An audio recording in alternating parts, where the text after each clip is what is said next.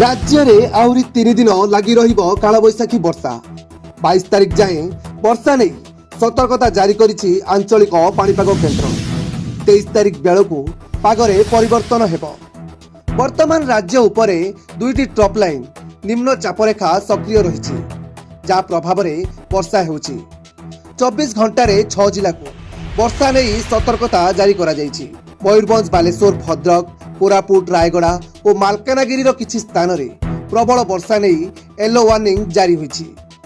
वर्षा सह 50 रु 60 बेगरे पवन बहिबा आशंका रही।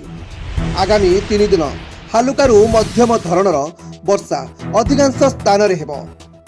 2 दिन परे 2 रु 3 डिग्री तापमात्रा बढ़िबा नहीं आकलन करिछि पाणीपाग केन्द्र। ब्यूरो रिपोर्ट 10 बजे टीवी।